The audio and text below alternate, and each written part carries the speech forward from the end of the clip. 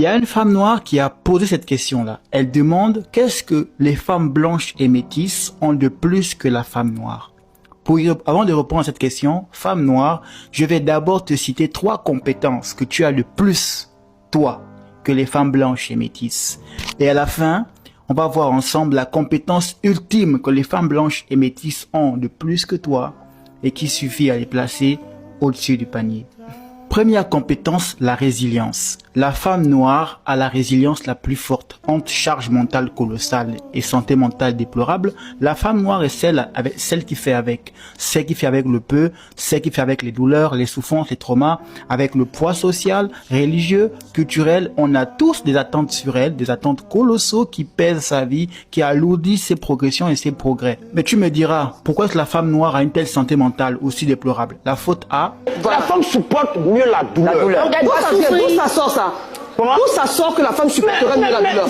La faute à tous ces hommes noirs qui n'ont toujours pas compris que la femme noire n'est qu'une femme comme une autre. Que ça veut dire que si d'autres femmes ont mal, elle aussi elle a mal. Un être humain comme nous tous, qui saigne, qui pleure, qui hurle, qui chiale, qui crie. La femme noire en Afrique et en Occident, on la prend pour Terminator, la femme qui n'a jamais mal, qui supporte la douleur mieux que n'importe qui, ce qui est totalement faux, parce qu'elle est en galère, elle est en bave, sauf que elle, on l'interdit de pleurer, de se plaindre, de chialer, de refuser, de dire non. Par conséquent, elle voit sa santé mentale littéralement attaquée, littéralement brisée de jour en jour.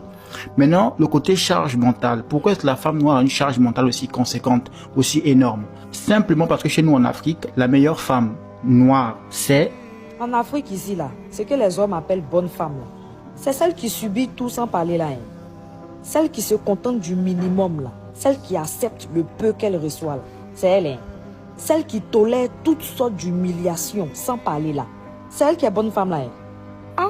Comme je disais, charge mentale, parce que la femme noire, c'est celle sur qui l'Afrique place tous ses espoirs, mais ne donne que très peu de retour. Elle a constamment peur de décevoir. Elle veut constamment être la femme parfaite pour, la femme parfaite de. Inconsciemment, ça pèse sur son moral, ça alourdit sa pensée, ça alourdit ta pensée, femme noire, et ça bouffe vraiment voracement ton estime de toi chaque jour. Donc, entre invisibilisation des traumas, des douleurs, des souffrances, des fatigues de la femme noire, des femmes noires, toi, il y a en plus la charge mentale colossale due aux attentes qu'on a sur toi, la femme noire. Ce qui, grâce à ça, tu as réussi à être résilient. Tu es constamment résilient, tu as une résilience de fer parce que justement, tu es habitué à supporter tout ça constamment dans le silence. Une force, une compétence que la femme blanche et métisse n'aura jamais aussi fort que toi parce que toi, tu as passé ce qu'on appelle le baptême du feu. Seconde compétence que la